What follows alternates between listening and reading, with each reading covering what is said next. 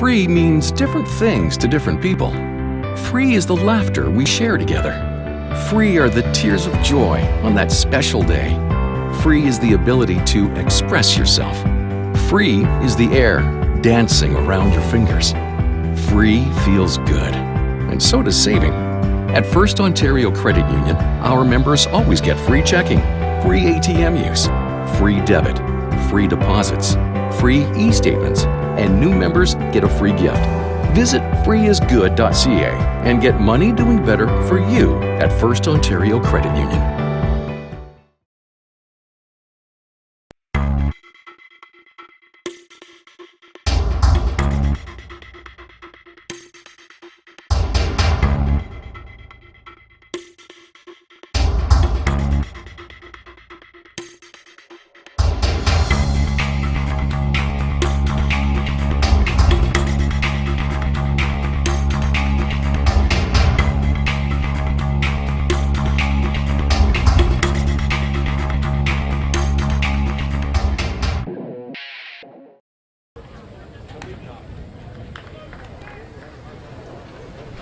Hello and welcome to the 2016 ISC World Fastpitch Tournament here in the Green Valley Sports Complex in Moline, Illinois.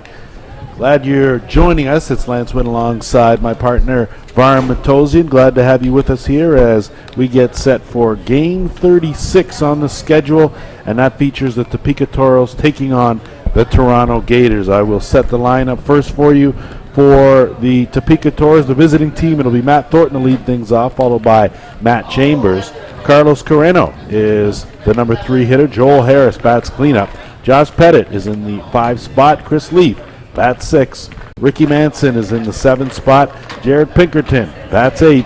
And Boomer Berry is in the 9 spot. Defensively for the Toronto Gators, Thomas Inoka out in left field. Ben Inoka's in center, and Thomas Mackey is in right field. Ty Sebastian on the hot corner. Shane Boland is the shortstop. Brandon Horn, of course, of Team Canada fame at second base. Brad Rona at first. And Ryan Boland, brother of Shane, will be catching for Sean Cleary. And, of course, we know Sean Cleary, the ace for Team Canada in last year's WBSC gold medal win. He was their workhorse, went the distance, and got the job done here. Two teams that are 2-0. And it'll be interesting to see how these Topeka Toros can come through here and stick with one of the top teams in this tournament in the Toronto Gators.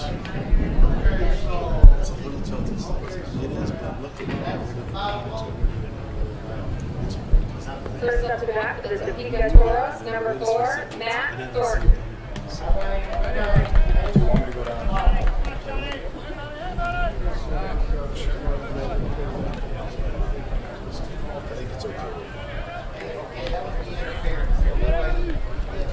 So we're ready to get underway here as the leadoff man, Matt Thornton, steps in. It'll be his first look at Sean Cleary.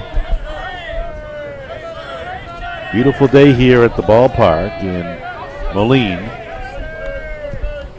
as Cleary bounces one in there to first pitch is a ball to Thornton. Topeka Toros, of course, one of those teams that are a bit on the cusp of things. They can play with the big boys, of course. The question is, can they beat them? So you always revamp and retool and hope that you're going to get better every year. That check swing's popped up and will drift just off the top of the Gators dugout. Ty Sebastian, of course, all over that, as was Shane Boland. 1 ball, 2 strikes.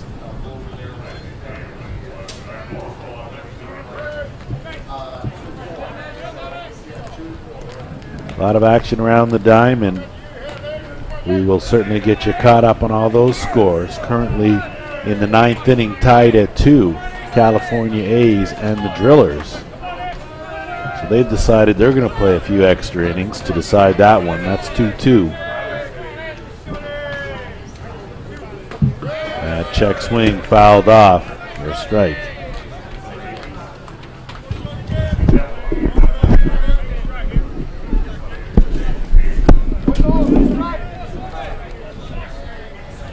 Cleary's very deliberate. He will take his time, and he won't go until he's ready.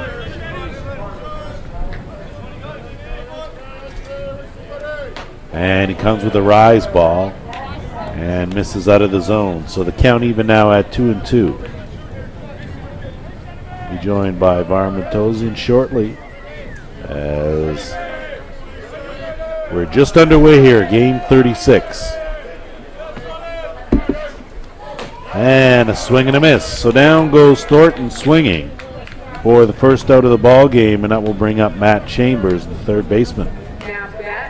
So a good start for Cleary and the Gators. The Gators, of course, come in as one of the top 5 ranked teams. It's been a bit of an up and down season, but I know they've had their challenges trying to get their entire roster out on any given weekend. This, of course, being the climax of the season here, as Cleary pours one in over the outside corner. The boys in blue for today's game, it'll be John Hand behind the plate. Tony Dixon is at first base, and Rick Wazinski is at third.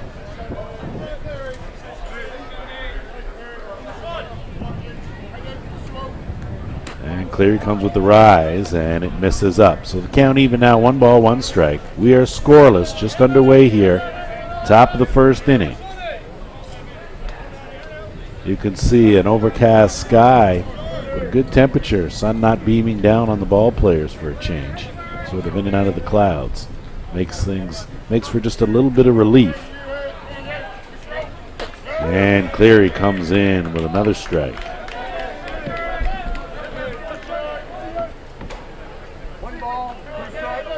Cleary likes to work ahead, but he's got the book on every batter.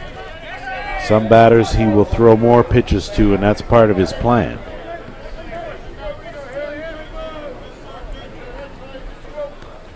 And a nibble, but no bite. Count even at 2-2.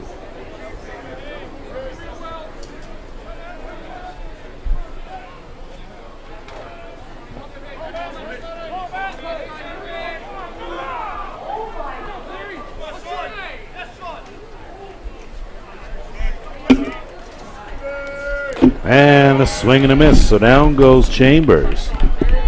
Second strikeout in as many batters for Cleary, and that will bring up Carlos Carreno, the shortstop.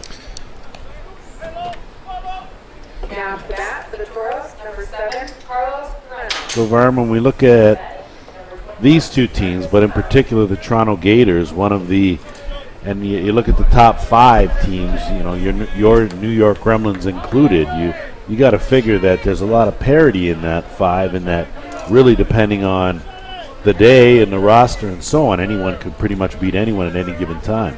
Yeah, every one of the top 5 or 6 teams, they all hit 1 through 9 through the lineup and got a dominating pitcher, at least one. Toronto, obviously, they hit up and down as well. But, you know, hey, listen, Hill United Chiefs, 3 in a row. They're the big dog till someone gets them. Well, that's the case for sure. Good pitch on the outside corner from Cleary. That'll run the count even at 1-1.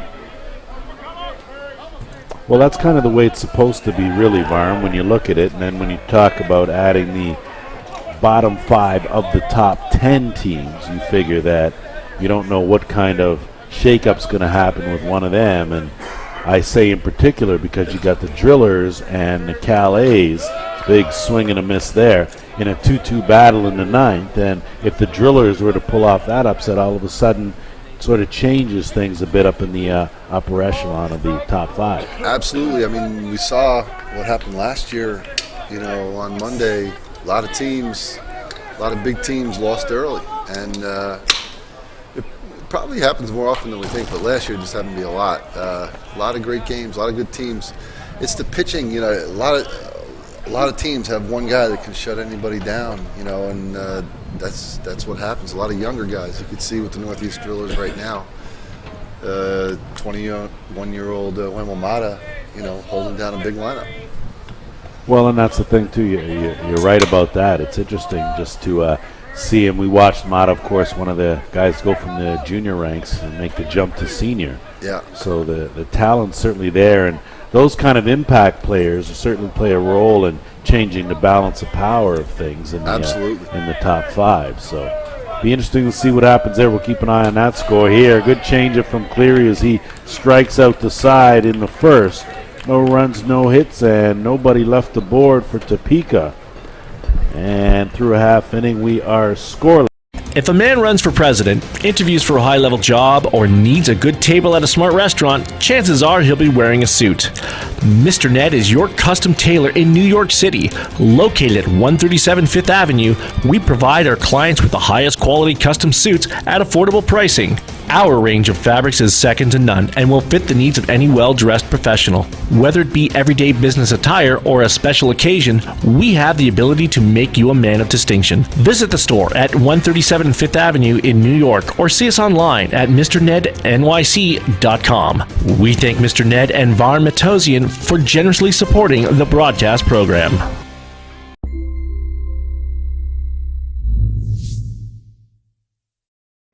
Murphy's Fish and Chips is not only a great place to get some of the best seafood in Canada, but is also one of the best fastball sponsors in the game.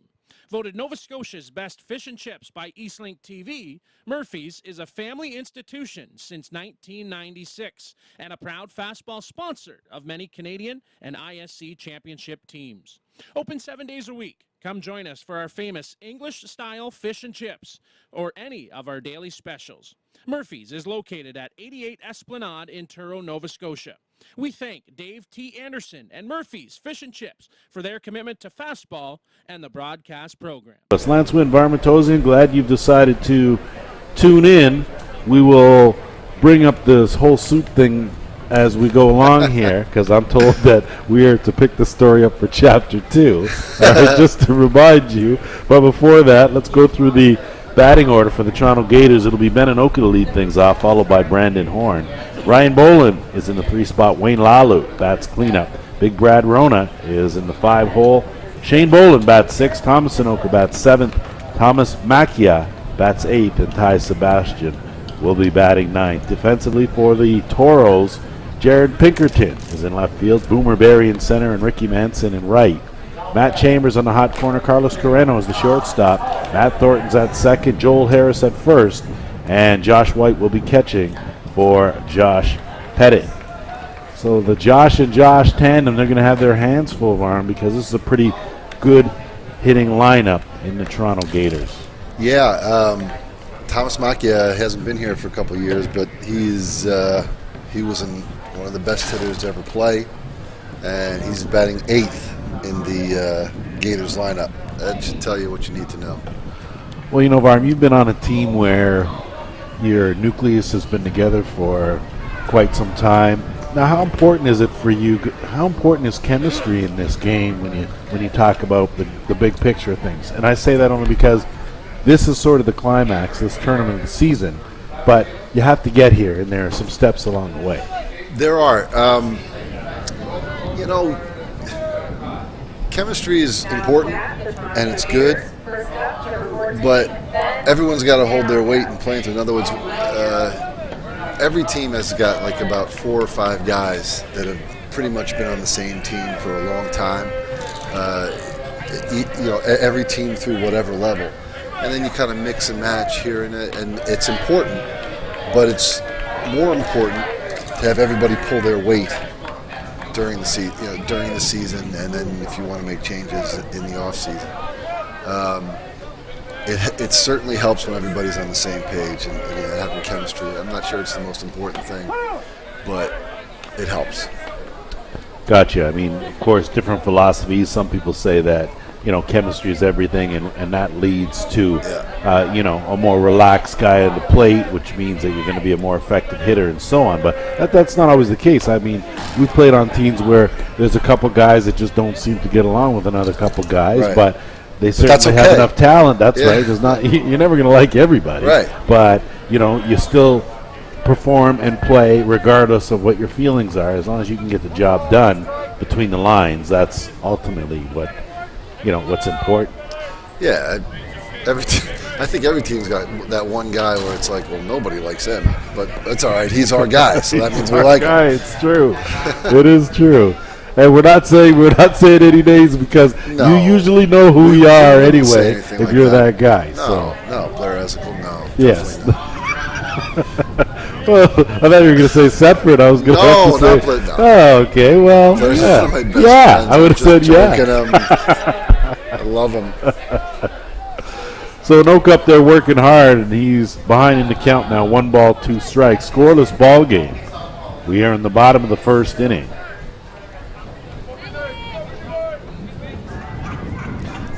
Benny Anoka, probably in my opinion the best player in the game.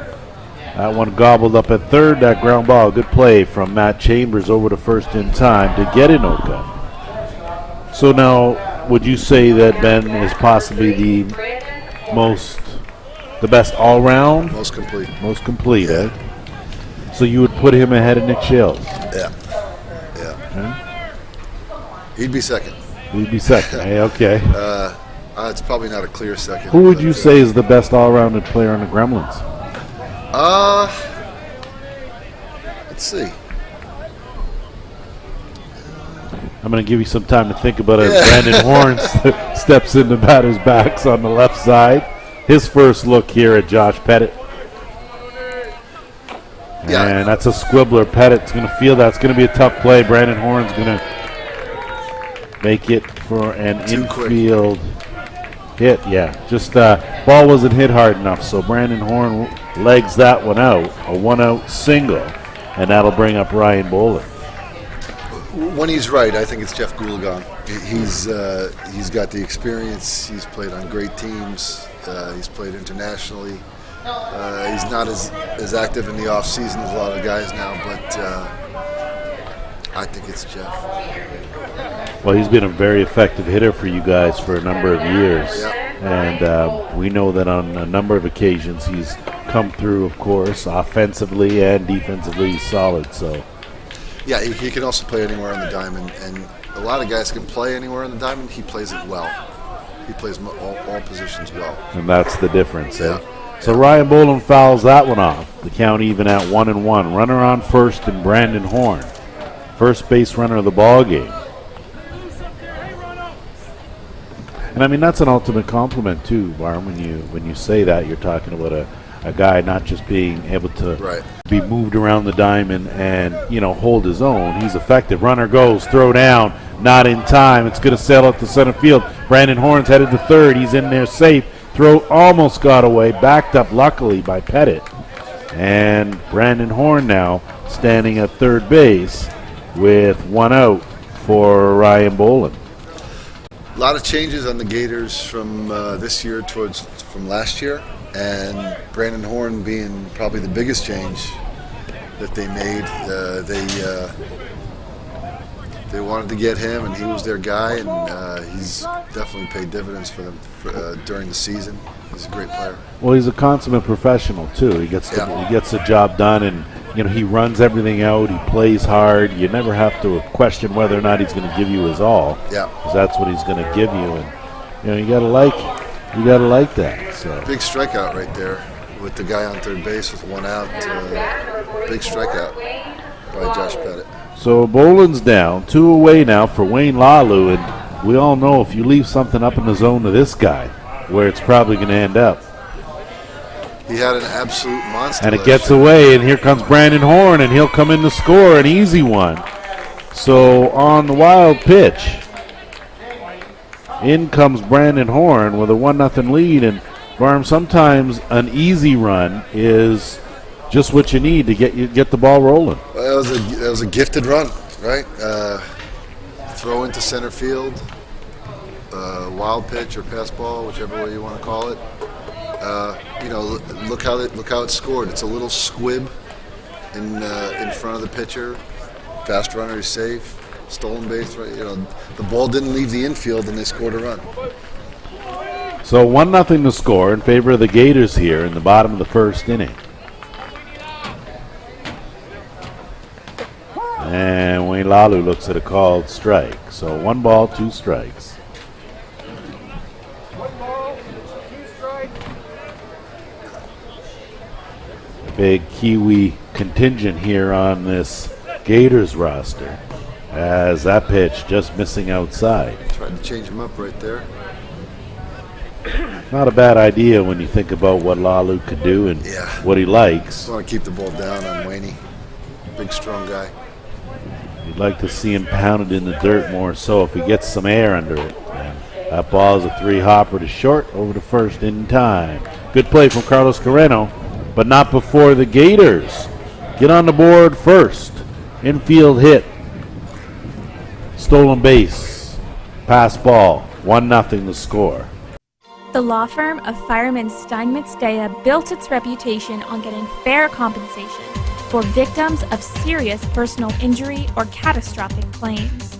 With a combined 90 years of experience and a fierce dedication to achieving results, Fireman lawyers have recovered millions of dollars every year for our clients. Whether you've been injured in a motor vehicle accident, a slip and fall, or as a result of any other act of negligence, when we represent you, we're committed to getting the results you deserve. With the lawyers at Fireman Steinmetz Dea, you are not alone. Contact us through firemanlawyers.com for a free consultation. No legal fees are billed until you receive your settlement. We thank Jack Fireman for his generous sponsorship of the broadcast program.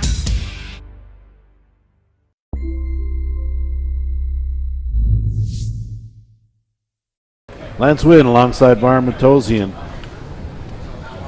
And Vahram, when we talk about these diamonds here, how do you find their condition and so on? They seem to just be a little soft, and that's not a bad thing. Yeah, the dirt, the infield dirt is very soft. There's almost no rocks on them, so there's no bad. I haven't seen any bad hops in a couple of days here.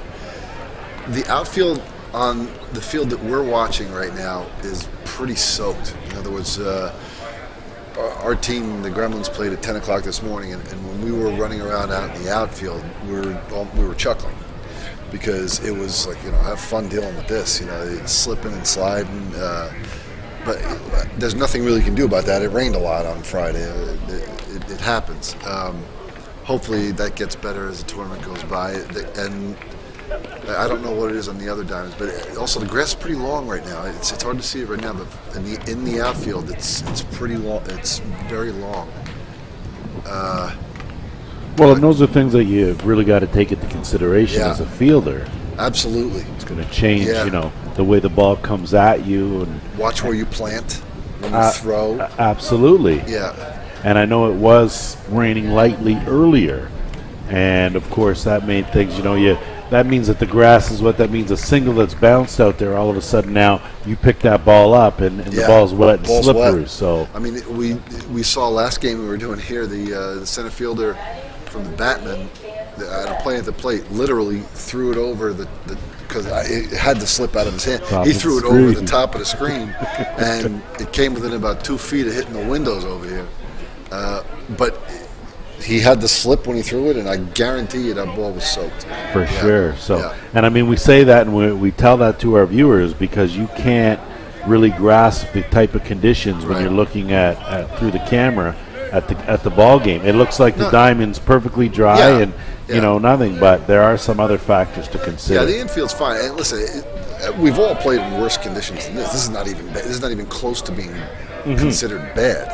So it's fair, so it's not complaining about anything like that. But it is kind of slick in the outfield. Sure.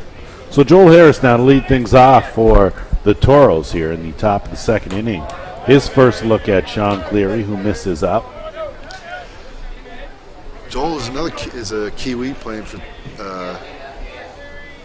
Topeka.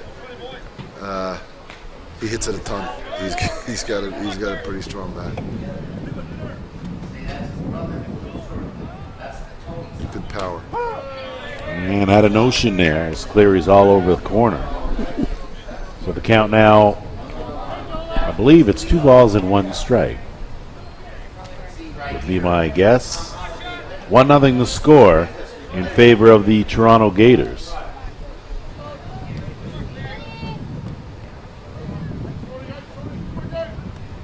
And a good pitch from Cleary, swung through by Harris.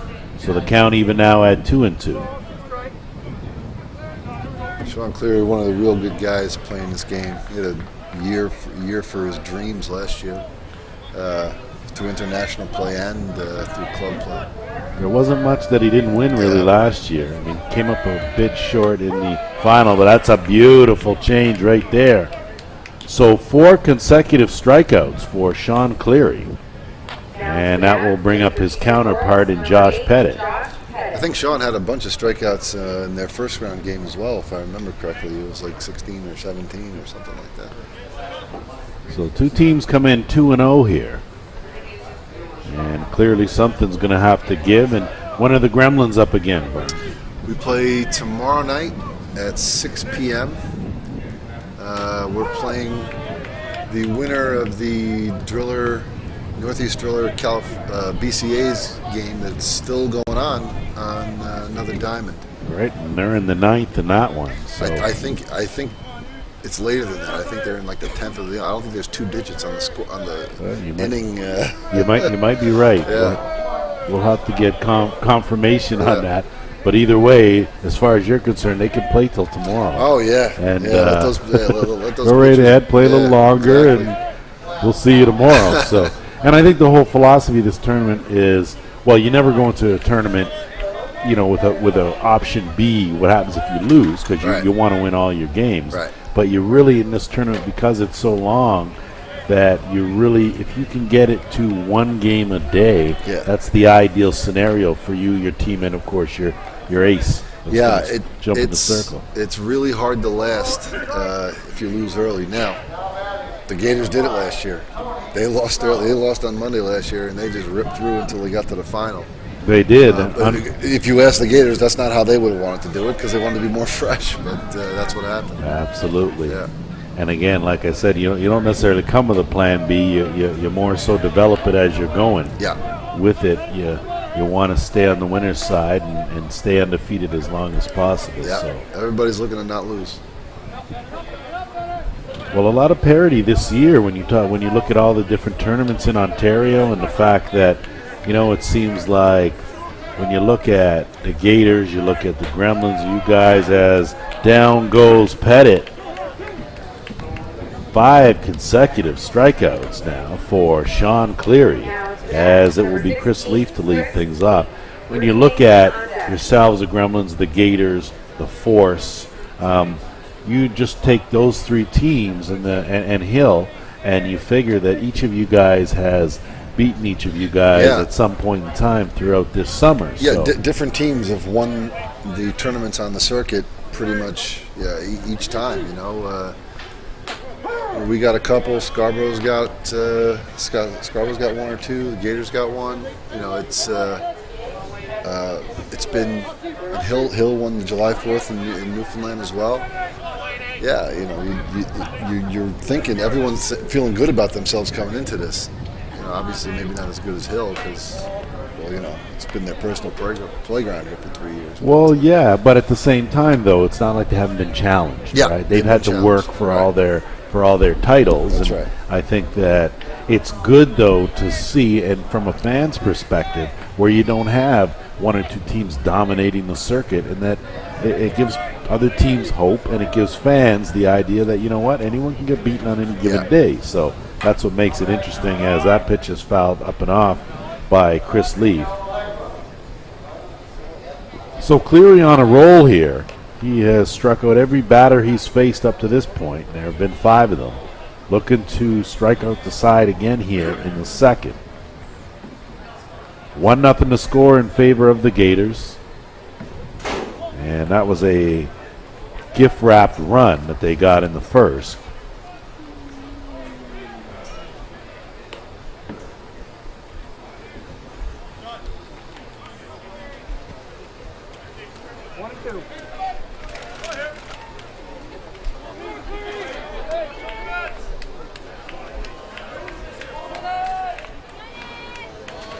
So Cleary very deliberate. The human rain delay. Yeah. He definitely takes his time. He definitely goes to the back of the, he'll back of go the circle. Look in and You pitch a 2-0 game in 2 hours. Yeah, see, I call him deliberate, and Bob calls him rain delay. I mean, I think it comes to the same conclusion. And that's a ground ball, gobbled up by Bolin, and a high throw, but a good tag slapped on by Brad Rona, and yes, he is out. So Rona ends up bailing out the throw from Shane Bolin. And despite not striking out the side, 1, 2, 3, down go the Toros. At Cooper Tire, we make tires for people, not just cars. Our brand promise is that Cooper Tires perform on the road so drivers can perform everywhere those roads take them, because life is a journey. From the everyday motorist to the most demanding high-performance off-road and motorsports enthusiasts, we have tires for you. Cooper Tire is proudly based in Findlay, Ohio, and we have manufacturing, sales and distribution, technical and design operations within our family of companies in more than a dozen countries around the world. Visit us online at coopertire.com to learn more. Cooper Tire, proud of where we've been, confident in where we're going.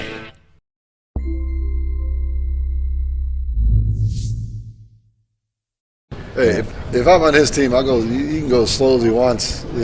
He gets results. I think based on what he's done, and particularly with his results last year, I think that you're going to let Sean take as much time as he wants to do what he wants to do. Yeah, I'd be fine with it.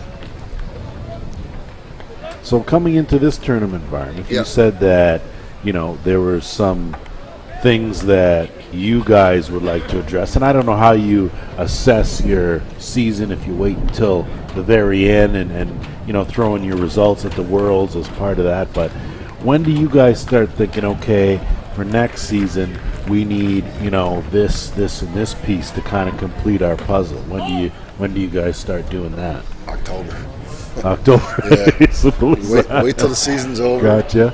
And then kind of figure out, you know, what we want to get better at, and, you know, how we're going to do that, how many tournaments we're going to play, where we're going to play, the costs involved, where we're going to play.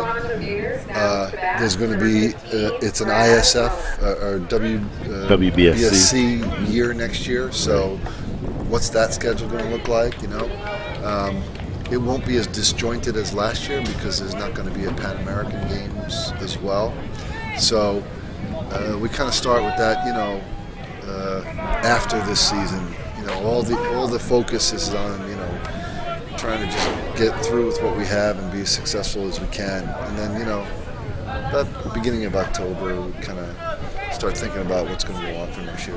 Well, it's an ongoing process, and I think a lot of times people just don't understand. You don't just throw your team together and shoot, you know, your 15 guys out there and say, yeah, great, we got a chance. It's a building process, much like it is in any of the other sports. If you want to build a team of high caliber, you certainly have a lot of factors to consider. So Brad Rohn up there, as he fouls that one off and out of play. Lead things off here in the bottom of the second inning. Brad's been around a long time, still hits. Hasn't really hit the ball as hard as he has in years past over the course of the last couple. Mm-hmm. But I mean, you've seen that, Vahram, the way a person's career kind of goes through that whole evolution where you're at your pinnacle, and then as you're heading on down, you take on a different role, and you know, your role is more so of the mentorship and the leadership in the dugout than it necessarily is leading by example. So that's true. Most managers are selfish and they want to win, and they're going to do what they think is the best for their team to score the most runs possible. And Brad hitting in the 5-hole, you know, obviously these guys see him more than everybody else sees him, and they're like, they think he could help us more in the middle of the lineup, you know, rather than being an end of the lineup guy. So just to be a mentor, he does that too. You know? Right. Well, he certainly got world-class experience, and he's a world-class ball player. There's certainly no question about that. Yeah, I mean, he slowed down a little bit of it. He used to play third base. And well, there you go, as he chops a single up the middle for a base hit. Second hit of the ball game for the Toronto Gators, and leadoff man's aboard for Shane Bolin. And I say that because, 5 years ago for Brad, that's probably a line drive in the gap for a double, than it is a three-hopper up the middle for a single. Not that, it doesn't do, it's no different when you talk about your average, your batting average. It's just talking about power. When Big Brad was at his prime, that he had a chance to hit the ball out pretty much every time he was up there. Yep. So the only thing, he's still got a pretty sweet swing, and the only thing that he might be a bit slower than he was before. It's going to take. Well, he's battled some injuries and so on. So exactly. And that's the case. And eventually, everyone kind of gets up there. That's right. And as we know, things just don't work the way they used to. As Bolin fouls that one off, so he had a healthy cut. And the Drillers and 12th inning. The A's are in the 12th, still tied at 2. So that marathon's going on over there. Might have to do some diamond shifting here at the Green Valley, as see Pettit missing up.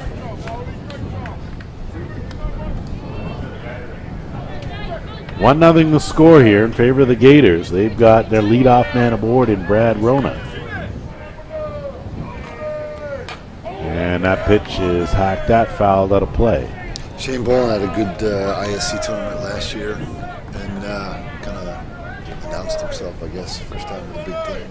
Didn't go well. I think you're right. I think that was his coming out party for sure. And the thing about Bolin is he doesn't seem like your typical shortstop, if you know what I mean. Yeah. He's a bit unorthodox that way, but it's about results, and he seems to find a way to get that ball over to first base, or and a lot of times he'll make that tough play you don't think he's going to make and surprise you. So all you got to do is get it there before the run. Doesn't matter how. All you got to do. That ball's lined out to left field, base hit by Bolin. Brad is going to put on the Jets and slide into third safe. Bolin will take second on the play. So good base running. You saw Brad Rona kind of ease up into second and then take off on Bolin's double. And the Gators have something going on with 2 men in scoring position for Thomas and Oka. That base hit out to left, Jared Pinkerton had a little bit of a tough time with it. I don't want to say it was because of the field, but he was kind of backing up a little bit. As soon as it bounced away from him, Brad Rona took off right away. That throw, I think, needed to go to second base rather than third. I think you're right about that. A missed cutoff there for sure. And you know that some of the differences between teams at different levels, Vahram, when you look at this Toros team and you look at the Gators team, Gators obviously one of the elite teams, Toros more so on the bubble kind of thing. Yep. And when you make those kind of little mistakes, as you can see, Gators will make you pay. Good teams take advantage of every opportunity you give them. We saw that in the first, and here again, you miss a cutoff man, and now instead of 1 run being scored on a hit, it's going to cost you 2. Right.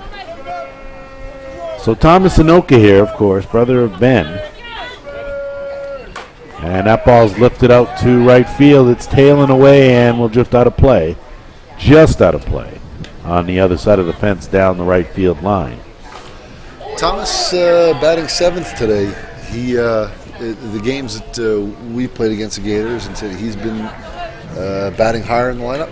So I don't know if he's cold or if just the other guys got hot. They dropped him in the lineup a little bit. Well, I'm not quite sure how much sort of juggling you do when you come into a tournament like this. You figure you kind of have an idea of who's hot, who isn't, kind of thing on a whole, but usually not much. I mean, usually there isn't too much. You're right. And you got those factors where you have maybe, a guy couldn't make the last tournament, so you didn't have your full roster. You don't want to penalize him for that. He's a good stick. Right. But at the same time, whoever filled in for him in that tournament, if they did well, they deserve a bit of a chance too. So there's a fine line. A lot of things I know that on the coaching side that people will always second guess, Oh, yeah. But everybody's a genius. Everyone's a genius. No one wants to do, but the geniuses. Why did you do that? Because I didn't know what was going to happen next. I made my best judgment. That ball's laced out to the gap. That's going, and we hard off the fence in left center. Rounding first and into second is Thomas Inoka. 2 runs come across, and the score now is 3-0 in favor of the Toronto Gators. Right on the button. He hit that right on the button. Easy swing, right in the gap. Nice, easy swing for sure for Thomas Inoka. And the Gators appear to be rolling now. That's just the kind of thing, too, that Sean Cleary needs. He gets a lead. He gets very comfortable. So Thomas Macchia steps in, and Thomas, of course, hasn't spent a lot of time with this Gator team this summer, as the ball will get away, and scooting over to third base is Thomas Inoka. Not always easy when you live on the other side of the planet to get to where your team happens to be playing. Yeah. So a lot of the New Zealanders have made residence in Toronto, as that pitch is fouled off. Thomas, of course, not one of them. He spent his summer in New Zealand. So, I mean, and that again, you talk about chemistry. Well, where does that come into play here, where you've got, other guys like, Aaron Trude and Dustin Houts, guys that have logged a lot of time for you during the season. Then it comes to the Worlds, and unfortunately, they may not get the playing time that they deserved, and that's sort of just unfortunate the way things that go. That's the decision that the management and the sponsor have to make. I mean, it's like, okay, is this guy worth maybe upsetting something else? Now, everybody knows Thomas. As he shoots one through the right side of the infield for a base hit, an RBI, and a 4-0 lead for the Gators. So he certainly has held his own there, delivered when he needed to, cashed in Thomas Inoka, and again, the Gators sitting pretty now with a 4-run lead. I mean, Thomas was going to be over here anyway. I think he was one of the assistants of the New Zealand team at the junior tournament. At the juniors in Midland. So he was going to correct. be here anyway. So they just had a decision to make. It was like, okay, is he going to be a difference maker for us? That we would upset whatever type of confidence or chemistry. That's one of the hardest parts of your job and the coaching staff is that, and managing personalities and egos and that sort of thing. So that's in itself is a talent that you as a coach have to have, because it's not always Greg easy. Leather manages our team. I tend to be a little emotional and abrupt. He's better at managing people. So he handles the diplomacy side of things. All right. You handle the suit side. Yeah.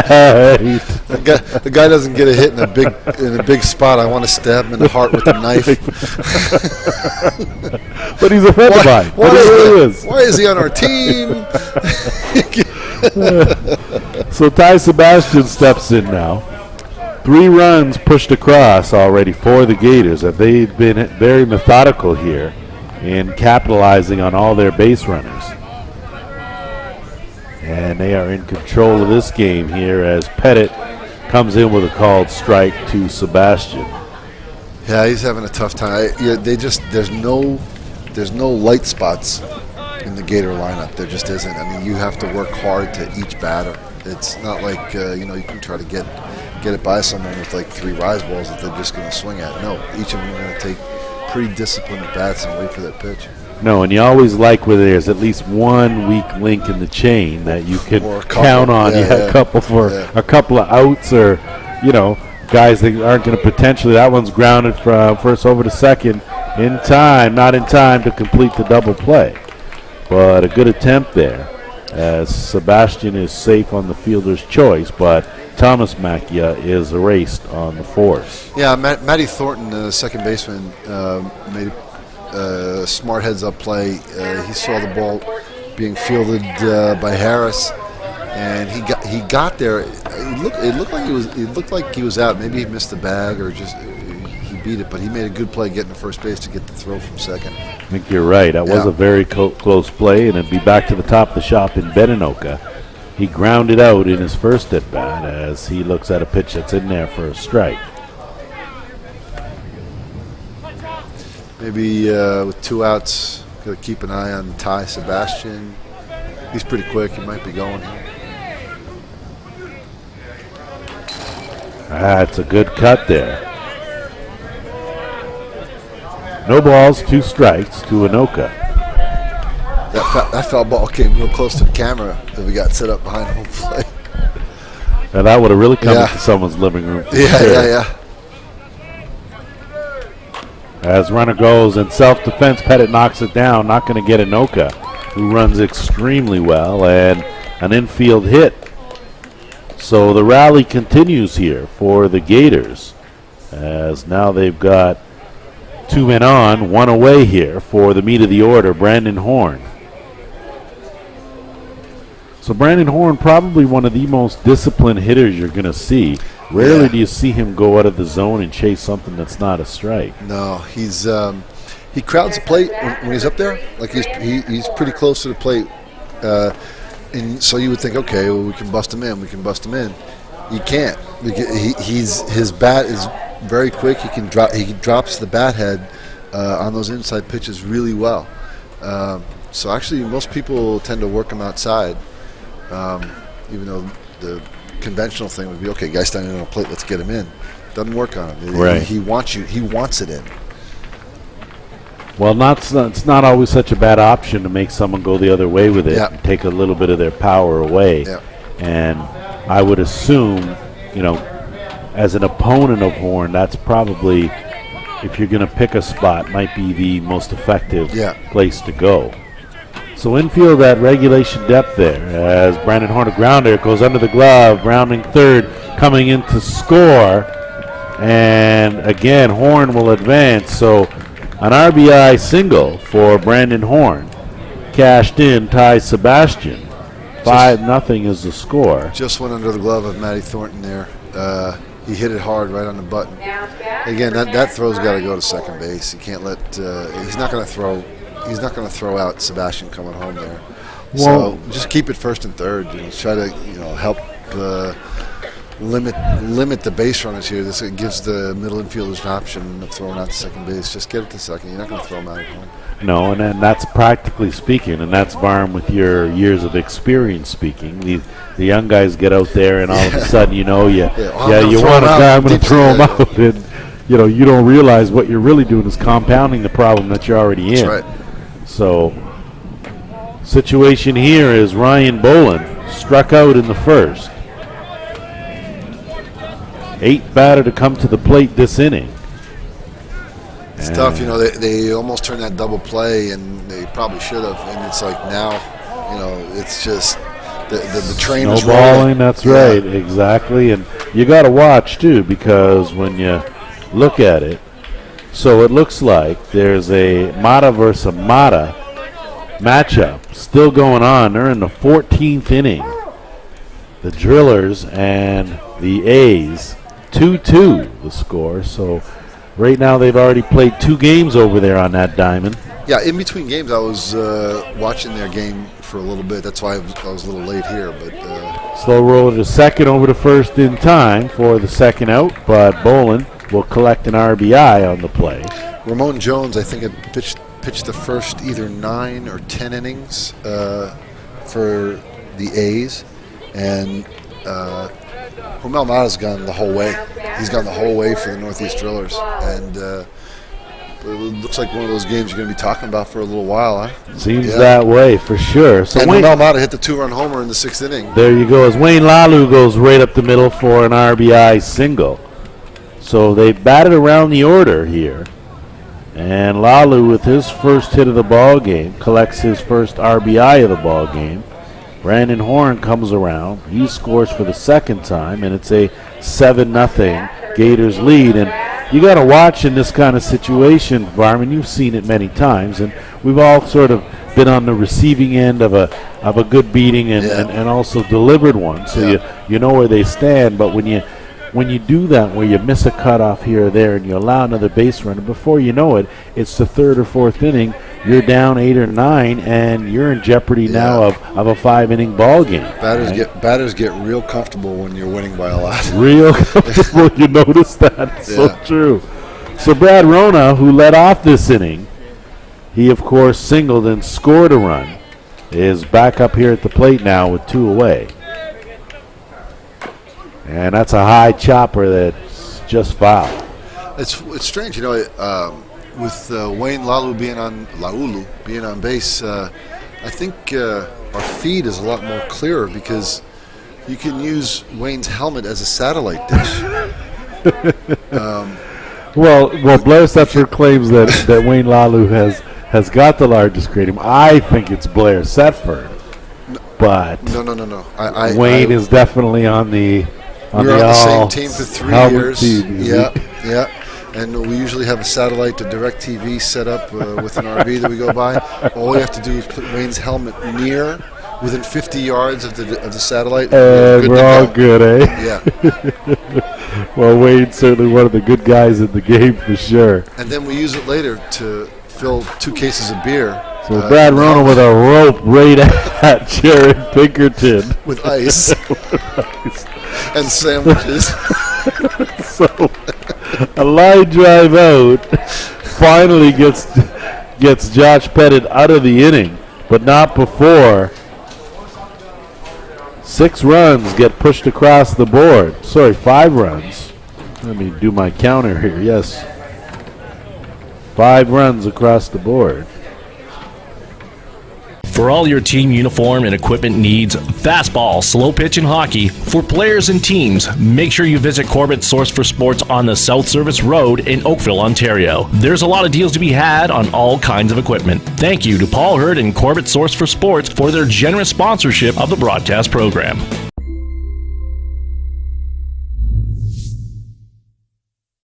The annual Boys of Summer Tournament is held every July at Circle Tap Bar and Grill in Denmark, Wisconsin. We host some of the top teams in the game at one of the best venues in softball. The atmosphere of old-time Fastpitch with all of the amenities of a full-service bar and grill on the grounds can't be beat. Reduced-rate hotels about 10 minutes from the park are available in Green Bay. To bring your team to the annual Boys of Summer Tournament next July, contact Dean Kane at ct16@greenbaynet.com. Thanks to Circle Tap for their support of the broadcast program.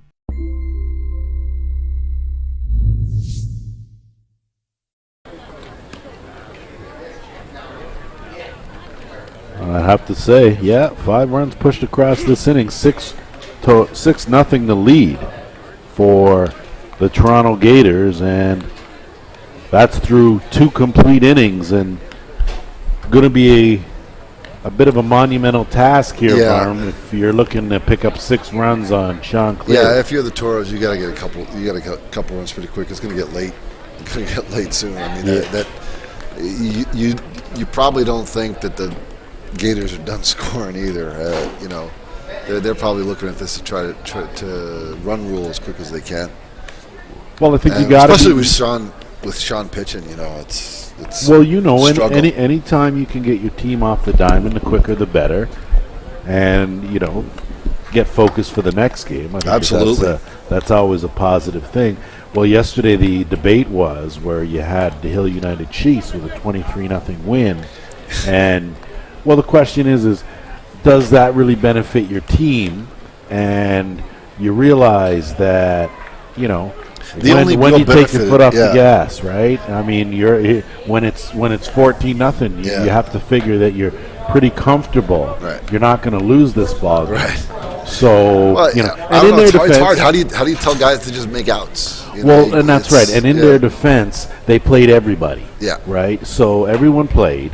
So it wasn't like they kept their starters in there and that was it. Off the field. But it just makes me just sort of go, well, I'm not sure. And some people were a little upset by it. And I say that, you got to put as many runs on the board as you can. Yeah. Yes, but there's a certain point where you got to figure that, 7 home runs in an inning, you got to figure that. Okay, but here's the thing. How do you tell guys to just, just try to strike out on purpose? Does that show up the team more than trying? I think it does. I don't think that's respecting your opponent at all. No. How do you feel about standing up there and not swinging the bat and letting it's the same thing? It's the same thing. Right. You're up there. It's a game. If the other team wants to quit, then they'll walk off the field. I mean, right. What are you going to do? They're there. We're here. They're going to play.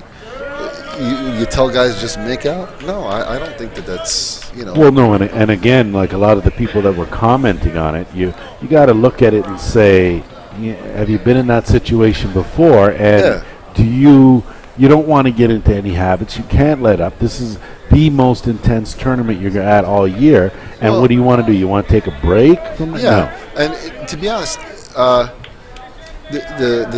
team that was losing, they're big boys. What are you going to do? They're there. They didn't. I bet you they didn't have a problem with it.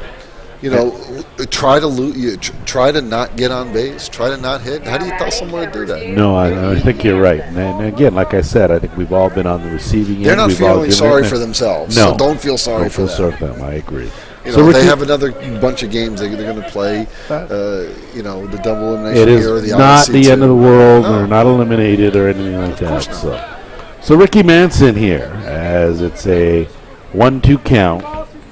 He leads things off for the Toros, and like you said, Vahram, now is a good time to start off maybe with a base runner and then sort of go from there. You got to take baby steps here. They have yet to have anyone reach base against Cleary and a swing and a miss, so that streak will continue, and Jared Pinkerton will step in with his first look at Sean Cleary. Yeah, Topeka's a good team. They're just getting overmatched right now. Sean's dealing pretty good.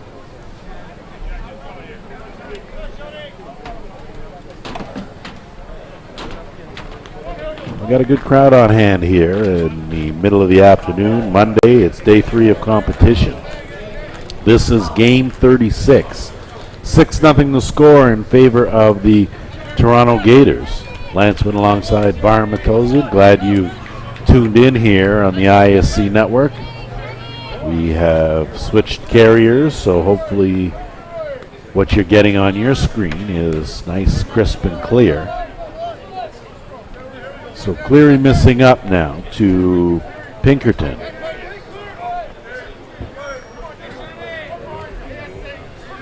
Third inning, bottom of the order, just getting their first look.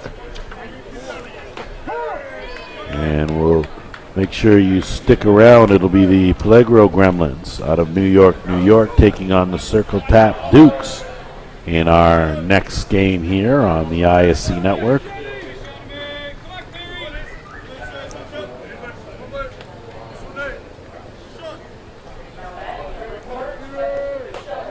Pitch from Cleary on the outside corner. Good pitch.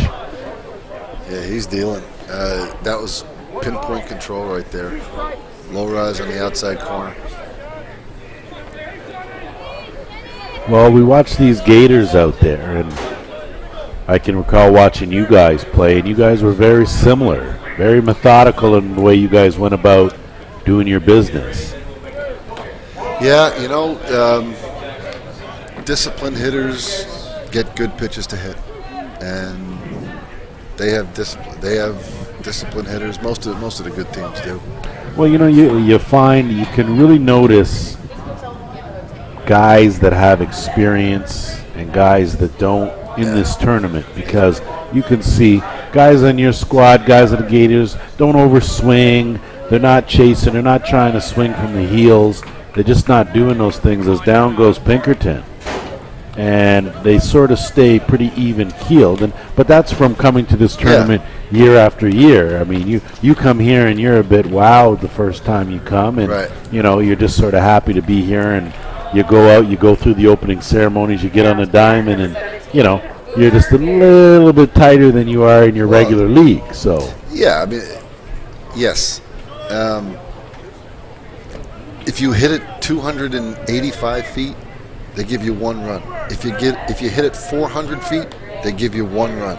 So it doesn't really matter, how far it goes over the fence, or if you hit it in the gap, you get a double. It doesn't matter how hard you hit it in the gap.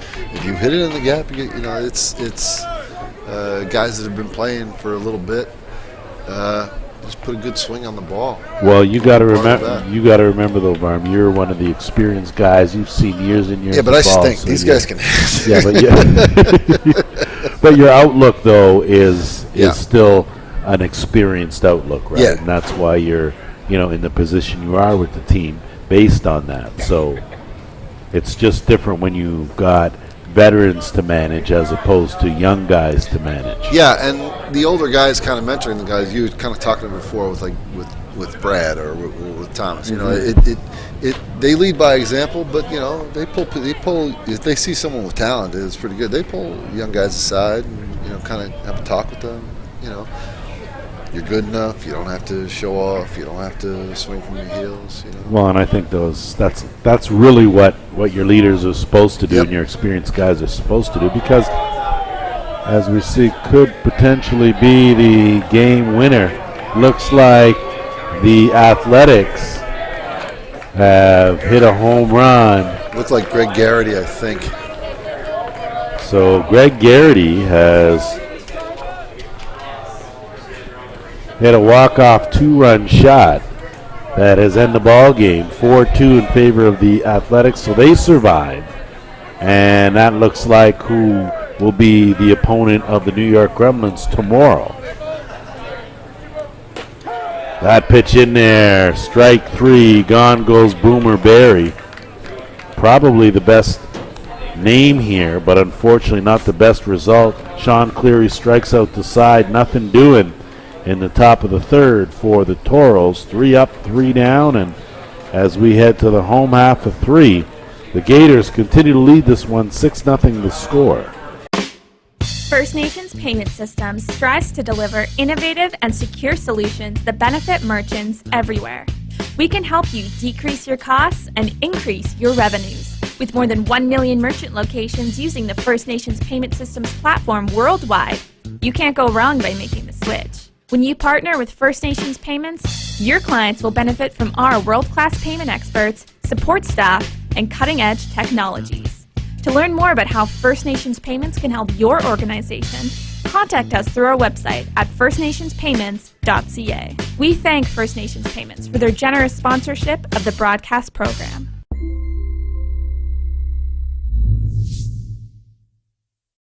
Think about the greatest tournaments and championships played in fastball.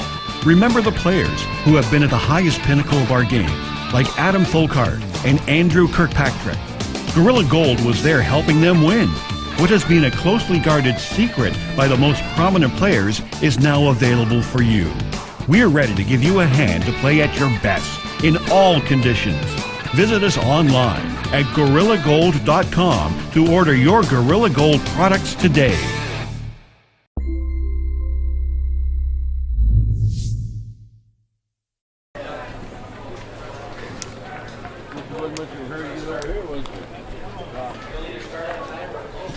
Yeah, I mean, we're kind of talking about, hey, listen, Topeka's got to get something going. You know what? It might be a little easier said than done when Sean's kind of dealing like that. One of the best pitchers in the world. It's like, okay, go get 2 this inning. Why don't you just scratch out a couple? Yeah. No big problem. Yeah. Now I'm gonna double check because I think I've got 7-0 on my score sheet. Is it 7? But let me double check. Oh.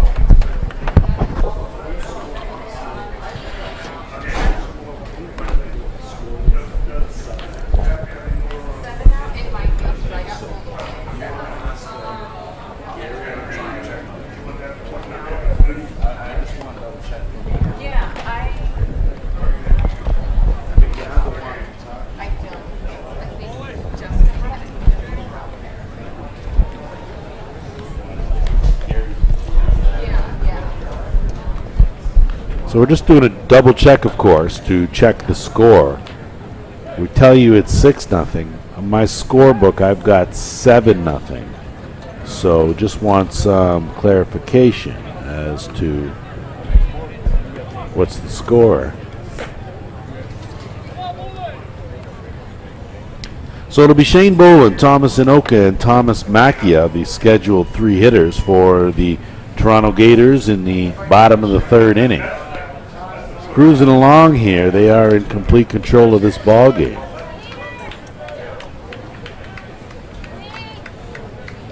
Looks like Josh Pettit is come on out. I think it's a new pitcher. Actually, you're right, Vahram. So Pettit looks like it's done. Looks like It's Carlos Lucero.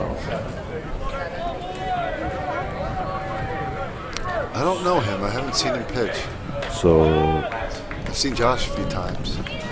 So the score is clarified as 7-0, and just so our viewers out there aren't confused, because Lord knows I was, but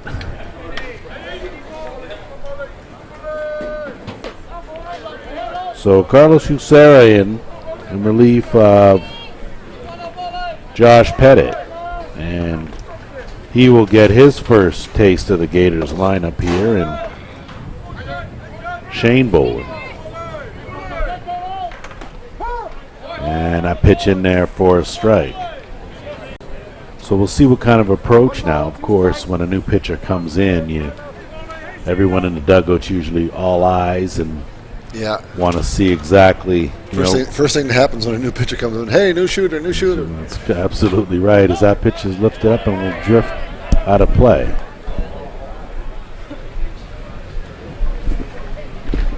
One ball, 2 strikes the count here to Shane Boland. Shane doubled and scored a run in the second. I say the second like it was a long time ago. We're only in the third here, as they sent 10 men to the plate in that inning. That's right. And that one took out the mascot. And we'll run the count even at 2-2. The catcher is not wearing a chest protector. Well, I don't know if you say, okay, you're going to learn your lesson the hard way, or if that's just what he prefers, but trying to avoid a fastball in the chest doesn't feel too good. Learning your lesson the hard way is like when a dog is trying to walk downstairs. I mean, they know that this ball is coming in 75 miles an hour. What do they think is going to happen if it hits the chest? Well, you know what? And we're not even talking about a straight toss. If you get a foul tip now, you're going to add a few more clicks onto that. And you're definitely going to take it where you don't. Good pitch there from Lucero as he strikes out Boland. A big tattoo rollings on your chest. Well, and you know what? That's something that you will feel. You won't feel it tomorrow. You'll feel it immediately and tomorrow. Of course. So, if you've ever fouled the ball off your ankle or something, you know how much it hurts. Imagine when you get it in your ribs. Well, you got to take your hats off to. I need to chastise that ball. What it looks like. So Dwayne Cochran has come in for Josh White to catch. So that's actually Cochran who comes in without the chest protector. So clearly Cochran does the catching for Lucero, and White will do the catching for Pettit. It's strange. A lefty catcher, you don't see a lot of them, you know. He's a lefty catcher. And Lucero missing up. So Thomas Anoka, he doubled and scored in the second, his only other at bat.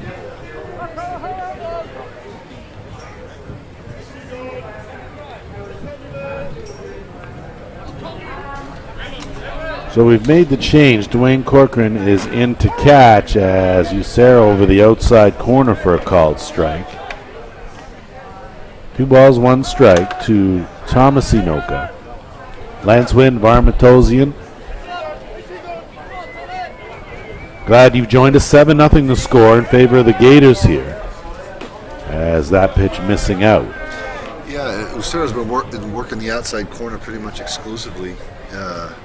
He might have come in one or 2 pitches and 2 batters.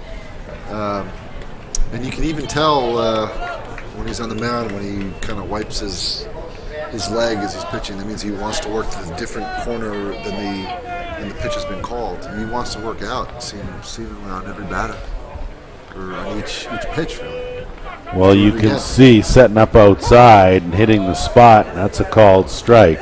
Anoka doesn't like it, felt it was a bit too far outside, but that's part of the frame job, and that's part of the catcher's skills if he can frame it and get the call. The further outside you can take it, the better if you're the pitcher and the catcher. And that pitch, a nibble but a miss. So a one-out walk to Thomas Inoka will bring up Thomas Macchia. Now to that, number 21. Macchia doubled, cashed in a couple, and scored a run. So Macchia has been pretty busy as he makes his return back. I'm sorry, that was Inoka. Macchia had an RBI single in the second. He punched it out to right. That's right, and was erased on a fielder's choice after that. So a called strike to open things up for Macchia.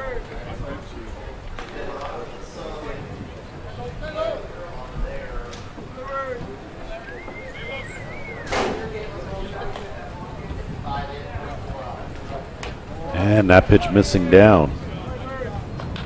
Well, we're glad to see that you made it here okay. No outstanding warrants, no camper issues, no phone calls, nothing like that, Vahram. We're always glad to see that you're of sane mind. I'm not licensed to drive in the state of New York right now. Oh, you're not a... No. Something about you're not allowed to text when you're waiting at a tunnel. You know, I can't believe some of the laws that they decided to come up with. So I have an RV, but I flew here because it's a 17-hour drive. Okay. I don't like flying. I asked the lady next to me if I can hold her hand when we're taking off. Well, that's why you have the RV, right? Yeah, exactly. And we're taking off. I'm shivering in the chair. I'm grabbing my man boobs like, it's like, oh man. Can't take it. There's no accidents ever with planes, but in my plane, that's what's going to happen, you know. Well, I'm such a child. I don't know. You've done some damage in the RV and vehicle, so you got to figure process of elimination. You may be safe on the plane. That may be the only place you're safe. As you see, Macchia foul one off again. So having himself a good at bat here. Counts even at 2-2. Usera has come in relief of Josh Pettit. Pettit has allowed the 7 Toronto runs. And they were all earned, with the exception of the first run. Well, no, they were all earned. Brandon Horn led things off with a squibbler and advanced to second and third on a wild pitch and came in to score on a pass ball. That sort of opened the door, and then the Gators erupted for 6 more runs in the second. And here we are in the third with another runner in scoring position in Thomas Inoka. Yeah, just had another wild pitch. Thomas scampered down to second. So another RBI opportunity for Macchia. And he fouls that one off. So just got a text from a friend in Newfoundland, Victoria. Good to know you're listening to me and Lance. Nice. Always good to know. East to west, wherever you're at. Always shoot us a text and say, hey, love to hear from you, of course.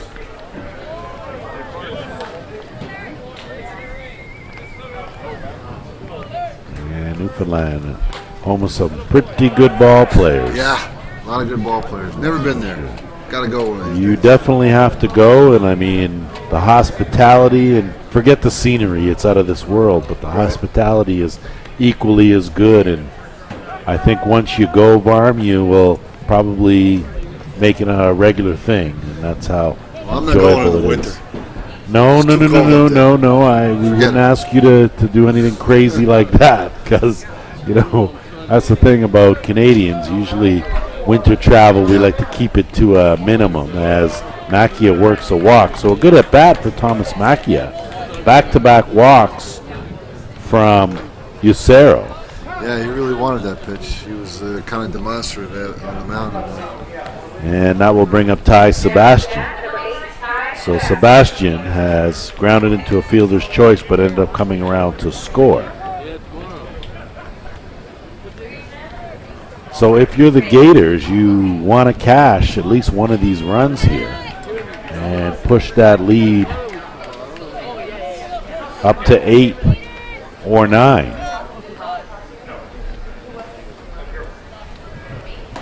Big swing and a miss from Sebastian.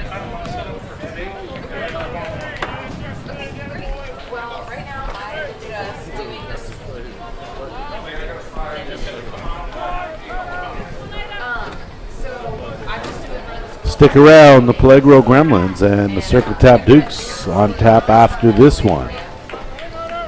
That should be a good game. Two pretty evenly matched teams, both with good pitching. You got Jeremy Manley and Secretary Sudi. Looking forward to see that one. You're going to have Josh Horton. Josh Horton will be joining me, yes. He's a little nervous, so you got to walk him through. That's okay. He's not a veteran like yourself, Vahram, of course, because, you know, the first time you were up here in this booth, well, it seems like so long ago, doesn't it? I told him you got to make him look good, so I told him to bring you a beer. That's what I like about you, Vahram. You've got the whole rookie initiation thing down, and yes, and looking out for my better interest, which I'm all for, you know, so thank you. As Sebastian, big swing and a miss. He goes down. Second strikeout victim of the inning. And that will take it to the top of the shop in Beninoka.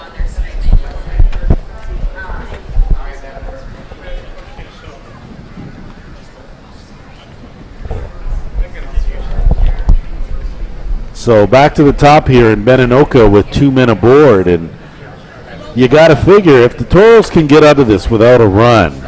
Well, I'm not saying that, yeah, I mean, they're just not out of the game. No. So we'll see here if Lucero can keep things close here. But double 2-run score here, the game's over. But it's 7-0. You can kind of think you're still in the game. You know, you can try to claw 1 or 2 over here. That's right. Good. Well, 7-0 here with the meat of the order coming up, and a big cut from Anoka as he just missed that one. Is right. Don't throw that one again. That's probably what Corcoran's out there saying. Let's not go with that pitch again. Yeah. And go with whatever else we've got in our bag of tricks. Let's try something else. Something else. He hasn't thrown really any changeups so far. I think you give a team like the Gators, knowing what speed these are coming in, you're just doing them a favor. Well, maybe he doesn't have one. I don't know. Well, there's one. Well, came with one, took a little off that one for sure. Tried to dip it into the strike zone, but didn't. And you could tell by Inoka's reaction that he hadn't seen that pitch. Yeah. And probably, well, there's no sense in keeping your, a secret weapon. You might as well try and utilize everything you've got against this lineup. As that pitch is flared out, and that's going to fall into no man's land. Base hit, rounding third, and the throw not in time. So Thomas Macchia comes in to score on the RBI single from Beninoka. And so much for that philosophy of holding them to just a run, as the score now is 8-0 in favor of the Toronto Gators, and they've got runners now on the corners with 2 away. So again, now you've got to look at Brandon Horn here with another runner in scoring position, and I'll tell you, these Gators have not squandered too many opportunities here. They've cashed in every opportunity they've had. So Horn looks at a strike on the outside corner from Lucero. Well, it doesn't stop. It's just one guy after another. And the best teams, that's what they have. This rally started with the bottom of their order. As Horn just fouled that off. Go to the other side. Go to the other side. That's right. Ryan Boland is going to go do his warm-up hacks on the other side now. Big dummy. You knew he was a lefty. Well, that's what we talked about. Where do you pitch Brandon Horn? Well, outside. So probably best you're not in that on-deck circle to his left. Right. He was lazy. He didn't want to go to the other side. Well, he sure picked it up a notch as that pitch gets away. So Anoka will trot down to second base easily. And again, now another hit, and all of a sudden you're down. Yeah. Sarah's having almost a hard time as Pettit.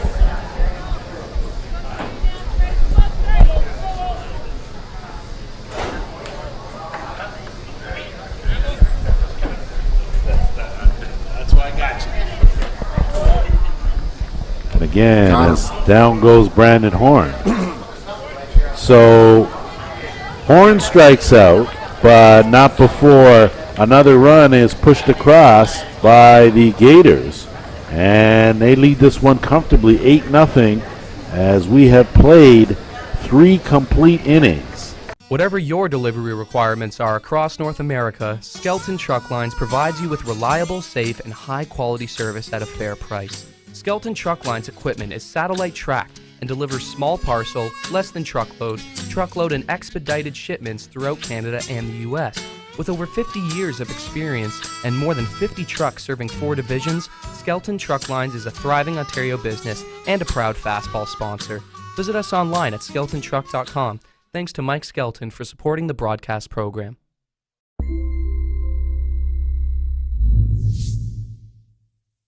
Peligro Sports provides the essentials needed to give your team an edge on the field. Our brand is rooted in creating a unique experience tailored to the specific needs of your team to ensure your performance is at the best level to execute plays. At Peligro Sports, we rally behind our athletes and understand their fight to take their game to a dangerous level. Visit our store at 2200 Amsterdam Avenue in New York City or see us online at peligrosportsnyc.com. Thanks to Jose and Peligro Sports for their support of the broadcast program.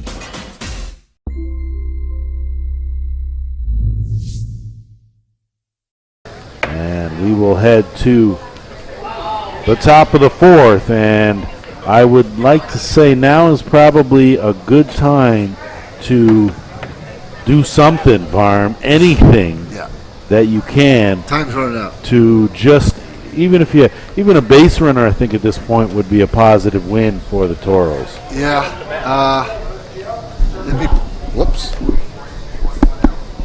It would be, but I don't know. Well, easier said than done, right? We say, oh, sure, just go, just get on base, just clear. He's struck out what? 8 of the first 9 guys, man. So how about just get one and play with? That's again baby steps, right? Would probably be a good idea. So it will be the top of the shop for the Topeka Toros out of Topeka, Kansas. So a bit of a trek to get here, taking on these Toronto Gators, and again trailing 8-0. So an opportunity here to try and scratch one out here on Sean Cleary, but like you said, Vahram, he struck out 8 of the 9 batters he's faced. Always tougher second time around, and now with an 8-0 lead, and you figure, when is it time, Vahram, to possibly think about going to the bullpen? No way. Just keep him in there. This is looking like because we know how you feel about bunting. Okay? Yeah. We already know about that. No, it's looking like it's going to be a short game, and again, it's 1 game a day if you stay in the winner's bracket, and there is even a day off if you keep winning. Sean isn't that old, 30 years old. He's fine.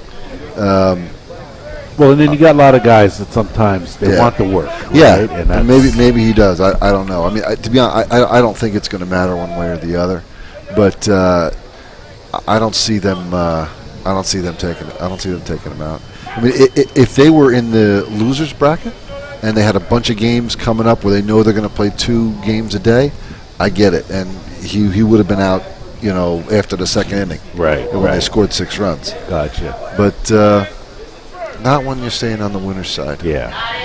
Well, again, guys like the work and the rhythm. Find your rhythm, and you figure you're going to pitch every day if it works out the way you should. So get a full day in and do that. But again, you're thinking a little different when you're on the loser side of the bracket, and have to play 3 games in a day to advance. I mean, listen, there's conversely there's arguments to that as well. I mean, okay. What if someone else has to pitch and all of a sudden they haven't pitched for 10 days? They haven't been able to get into a game. They've only just been warming up on the sideline. Okay, maybe you want to get them some game action. I just think it's better to keep your number 1 happy and just make sure he's ready because he's the guy you're going to end up leaning on. I think you're right, and it's not like the other guys that are in the bullpen aren't familiar with pitching or being in the circle. So it's not like they are good pitchers. The Russ, they are good pitchers. Yeah. So Matt Thornton is working. Of course, he was a strikeout victim to lead off the ball game, and we're in the fourth, and he's just getting his second at bat here. So that's a good indication of where your team's at offensively. One ground ball is all they've managed to muster. Sean Cleary has struck out everyone else. And there you go, as again, no hesitation from Thornton either. He immediately turned and exit stage left. So turn that K the other way. There's one down for Matt Chambers. I played with Matty Thornton in the tournament earlier this year. He did real well. It was a tournament national in Ohio. He's a kind of up-and-coming U.S. guy. He's been doing pretty well. So it looks like Thomas Inoka is Makia. Thomas Makia is out. That actually looks like Dustin Houts out there. So we 24. We will make the change. Of course, Dustin Houts and Aaron True, two of the regular fielders for the Gators.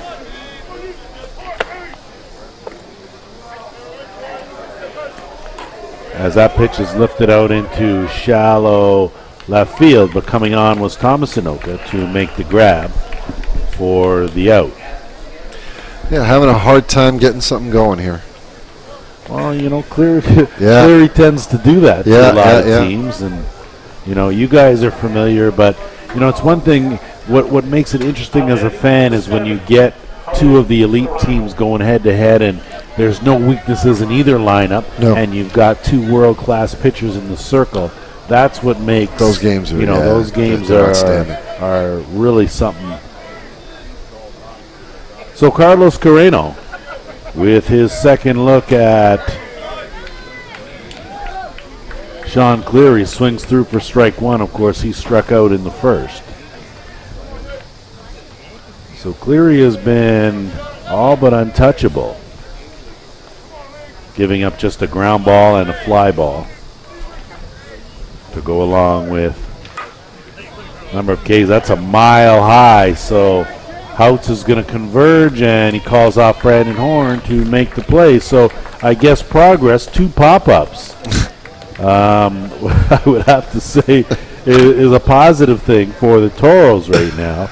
Nothing doing, though, as they go down 1-2-3, and we are headed to the bottom half of the fourth inning with the Gators cruising along 8-0. They lead. Why do you play? For 100 years since 1912, Worth has been helping top athletes answer that question. Whether it's for strikeouts or home runs, the Worth K-Master 120 is the best ball in men's fast-pitch softball, and there's nothing soft about it or you. Worth is proud to be the official ball supplier to the ISC. Visit worthsports.com for more information on Worth products, including the K-Master.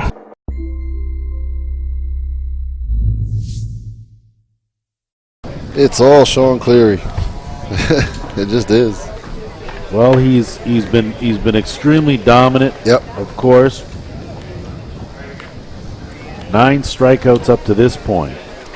Hasn't allowed a base runner, and that's just what you just gotta like that. If you're on the Gators squad, you got a guy here, and he's just keeping these guys at bay. Yeah, the Toros, if they hold the Gators here, which they haven't really held them too much today, but they got to score 2 runs next inning, or else they're done. Or else it'll be a shortened ball game. Yep. And and scratching out one on Cleary's hard too. And right now when you haven't even had a base runner, you're actually you're hoping that the Red Sea will part as the Circle Tap Dukes enter the complex with the numbers that you can't see. The black on black with a wee little bit of green in there. So, very stylish uniforms, but a nightmare if you're trying to figure out the game. Who's who. Yes, without a doubt. We can see the numbers here, but if they're on the field, it's just a no-go. And I mean, yes, it's a little bit of green, but it's just not as fluorescent as we need it. I don't know about your eyes, Vahram, but whew.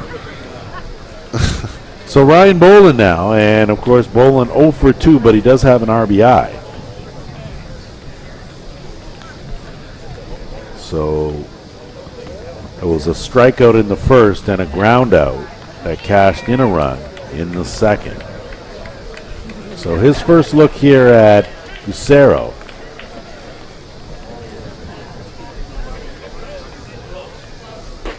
And Lucero in there for a strike.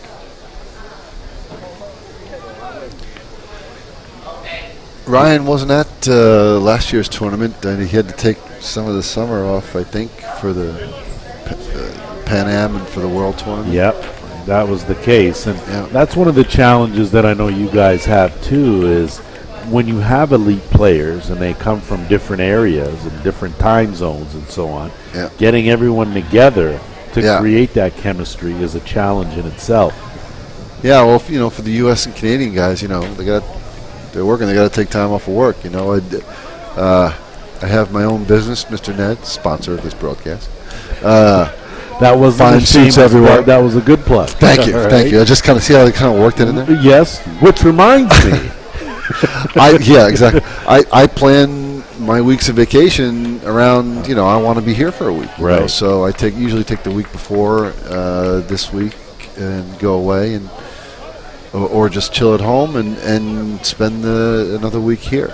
But you definitely have that in your schedule, and you kind of now for other guys, it's harder. If you're working for a company that you have to answer to somebody about it. It's a little hard to take all these weekends and a full week here and 3 or 4 days at ASA, and it's not easy. The guys definitely make sacrifices to do this. So Dante Metacatea comes in to run for Ryan Bolin. You said that very well. That was not good. Bad, I tell you. You get up here a couple times, and all of a sudden, listen, it took me 2 years just to get your name right. So, I'm working. Hey, I've been practicing. You're a professional. You're a professional. I've been practicing. Network dude and all that stuff. Yeah, I got you.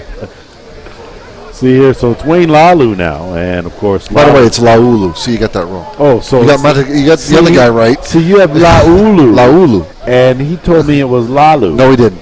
So he said Laulu. Laulu. Okay, well, I'm gonna have to. I don't know. I wanted to say something. The guy told me it's Lalu. I said, okay. I got Mr. Ned up here giving me a hard time. I played with him for a few years. He always said Laulu, but he didn't really care. Okay, all right. Well, you know what? Now I got to go to him and ask him personally again. And tell him that I said, that's exactly. right. Okay, so we got that. Laulu. I mean, it could be Lalu, it could be Laulu, so it's not tomato thing. No. No. Okay. You gotta stand about 3 feet from him when you ask him, because his helmet might get in the way when you're speaking to him. Because you're a former teammate and you've got that leeway, okay? So I'm going to continue to pick on Setford because I know I've got that leeway. You got that one, yeah. But, Laulu is just missed that pitch as it's skied up into left center. Easy play out there for Jared Pinkerton. So 1 away now here in the fourth. So Brad Rona, it looks like there will be a pinch hitter for Brad Rona, and that looks like Aaron Trude, and it is Aaron Trude. So Aaron Trude, pinch hitting for Brad Rona, and similar to what Hill United did in their blowout win, guys are getting in the lineup, and I think it's important if you get a chance to have guys to get an at-bat, I think you do it. Yeah, because number one, they appreciate it, but look, I'm sure everybody that's here, they all want to play. Nobody wants to sit. Everybody wants to play, and managers have to make decisions. Well, it's okay. Well, if we're up a few runs, let's make sure we get them in the game. I mean, they got to keep people happy. Well, a good job of managing and utilizing, and I mean, the bottom line is when you play a week-long tournament, you don't know what is going to happen throughout that week. It could be injuries, it could be anything, and all of a sudden you've got to insert someone into the lineup, and it's always better if it's someone who has had a taste of the tournament already as opposed to coming in fresh. So and sitting around for that's a week. right. Yeah, exactly. So There might be a time when Dustin or Aaron are going to have a big at bat at some point. You don't know the circumstances of the game. You have no idea. So keeping them fresh is smart. So preparation good. Aaron Trude, 2 balls and no strikes here.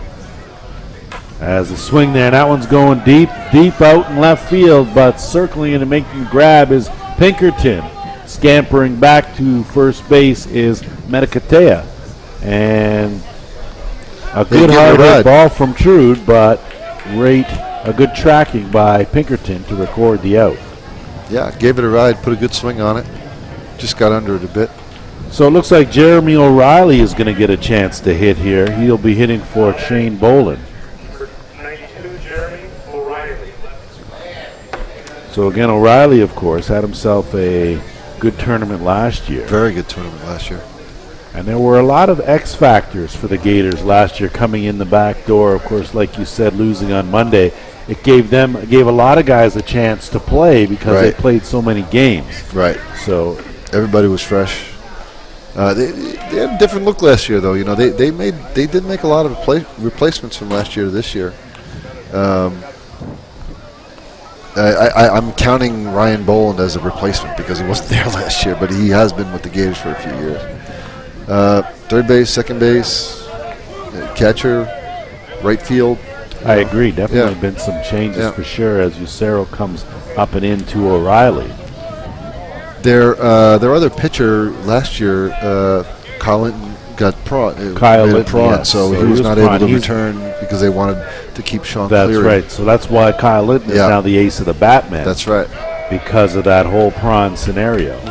And the prawn situation, it really changes your thinking. You know, as a coach, that you get a couple of prawn selections. All of a sudden now, your discussions in October are a little different. Yeah, exactly. And it's a good rule. You just thins out the talent. Good play from Lucero to get O'Reilly and retire the side. 1-3 on the putout. And for the first time, a clean inning for the Topeka Toros. No runs, no hits. 1 runner left aboard for the Gators. Off the scoreboard for the first time.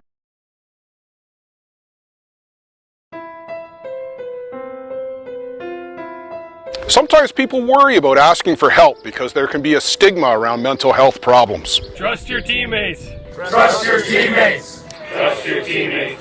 They might believe that asking for help means admitting that something's wrong. Trust your teammates. Trust your teammates. Some people worry about how others might see them. Trust your teammates.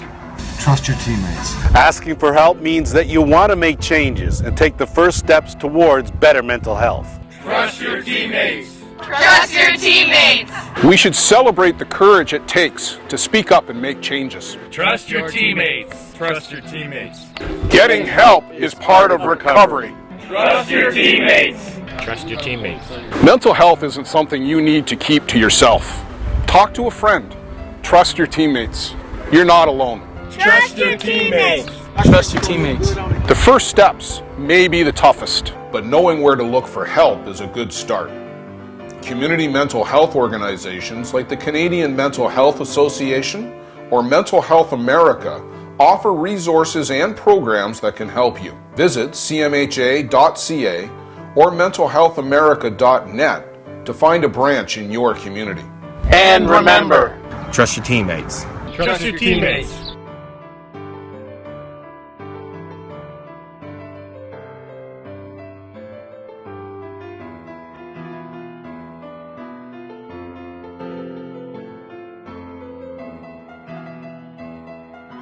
And we're about to do our slide to 5 here, and it will be the 4, 5, 6 hitters for the Toros, and it looks like Justin Schofield will toe the rubber and replace Sean Cleary. So we asked when was a good time, and the 5th is probably a good time. Now. So I believe here it looks like 3 outs to get, and this game could be over.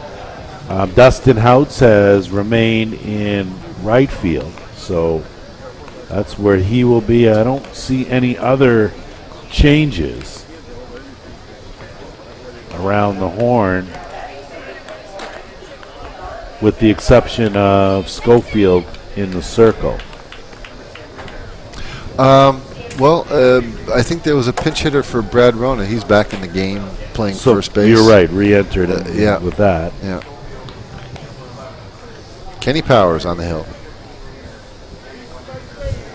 So how have you now, when you guys go into it, and of course we're not going to talk strategy because you're going to meet up with these guys potentially at some point in time, but what are some of the differences you guys would find between a Sean Cleary and a Justin Schofield?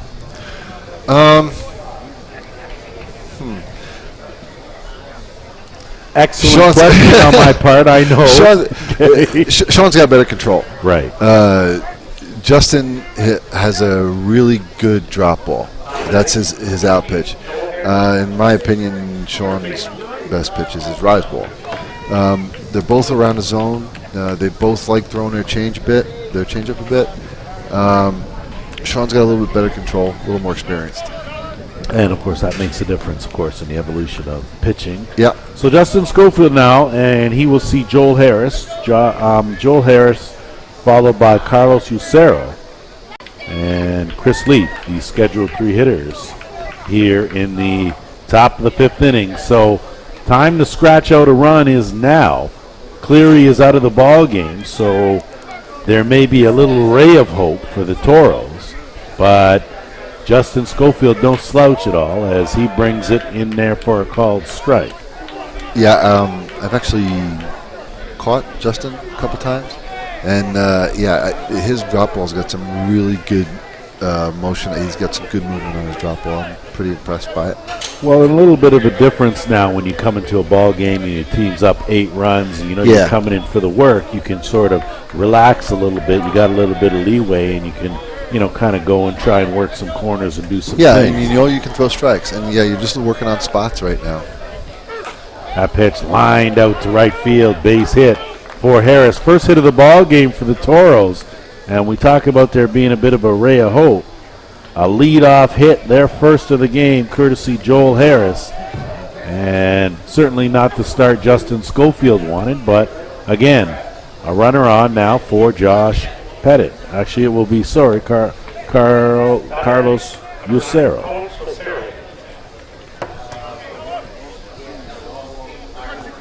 So Lucero's first at bat here.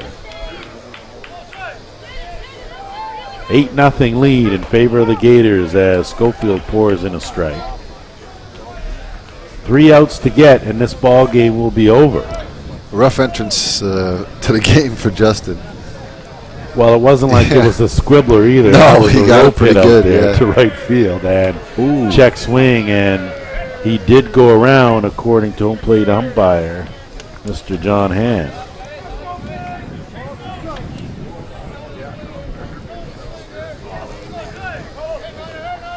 See here if Scope can go to the drop ball and goes to the rise instead. Stick around. Still got the Peligro Gremlins taking on Circle Tap Dukes following this one. I'll be partnered up with another special guest. Schofield missing down.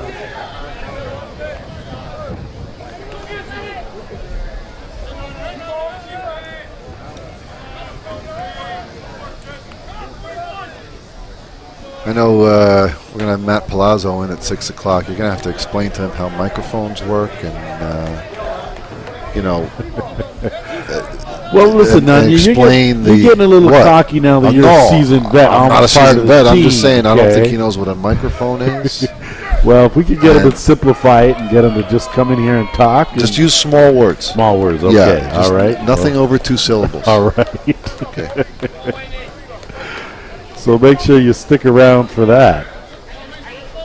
I'll be bringing up one of the A1 Bombers in our next game.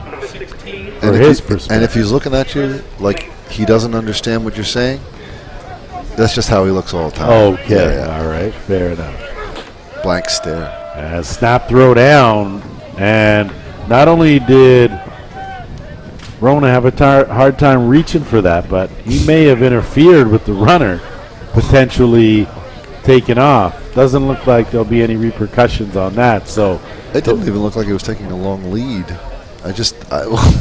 Not sure what the need was to throw down there, but apparently there was one. Apparently there was, and so Harris now makes his way to second base, and to be Chris Leaf, as Usero down on strikes. Chris Leaf grounded out to end the second inning. So down to their final 2 outs are the Toros here to keep this game alive, as Schofield, looking for that outside corner, doesn't get the call. Unless he hits a bomb here. Could do it, keep it going.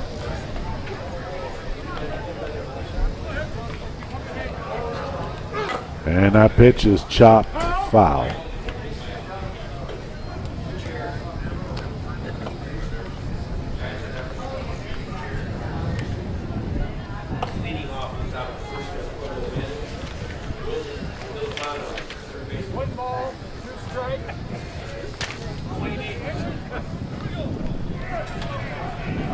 So Schofield set now, and he bounces that one in the dirt. Now what you don't want, if you're Schofield, is to come in and struggle, walk a few batters, and give these guys hope. Right? Exactly, because it can change pretty quick, and your teammates get nervous too as well. It's like, hey, this game was over. What are we doing here? Well, yeah, and it's you want to put that nail, that final nail in. And he's been a little wild. He's having a hard time getting control of the rise. But well, they came in a bit too tight there to Leaf, and the count now full 3-2. And that ball, hard shot, handled nicely by Bolin over to first in time. So some good defense there. The runner in Harris will advance to third base, but a good play by Bolin to record the out and know that that run right now means nothing. Right. And it'll be Ricky Munson that steps in. It was a hard hit ball, and Harris, I think it's Harris, right, the runner? Yeah. He probably made a mistake by running third base because, I saw Shane. He was kind of looking at it like, maybe I should throw. You know what? I'll just take it out at first base. And you because it would probably be an easy play. He was looking at it, Yeah, he definitely had his sights on it. Yeah. Well, I'm not sure if he looked at him and went, I can't believe the guy's actually going. Yeah, where's he going? It's not like he's fast. So Ricky Manson now, of course, was a strikeout victim in the third here. He represents the last chance for the Toros. Between Justin Schofield and the batter, they might have the longest hair combination. You might be right. They look like that. They got some flow going for sure. Apparently there are no scissors in Nova Scotia or wherever he's from. Well, that's the style now, Barb. He's got leave their hair. Listen, even the afro came back, man. And I never thought I'd see that again. And it's back, right? So, some of our viewers have got these kids now talking flow, and they don't want this, and then you're like, man, oh man. We did it. We're wait for Biggie to come back. Biggie might as well. Give me the loot. 3-1, swing and a miss. So full count now to Manson. Took a healthy cut at that one. He sure did. He was trying to keep this game going. Keep the game going for sure. See if Scope can close the door. And he does. Swing and a miss. And that's going to be the ball game. 5-inning run shortened game, 8-0 final for the Toronto Gators. And Vahram, when you look at this coming in, it probably went sort of the way you thought it would. Yeah, I definitely thought the Gators would win this game. Topeko's a tough team, but Gators got a lot of talent. This was pretty easy. If I'm the Gators right now, I was like, we just walk through the day. So that's exactly what it is and what it looked like. 8-0 the final. The Toronto Gators beat the Topeka Toros. So the Toros, their first loss of this tournament. The Gators continue to roll on. Want to remind you, stick around. The Peligro Gremlins, Circle Tap Dukes, Lance Winn, Vahram, Matoesian. Thanks for joining us. We'll see you shortly.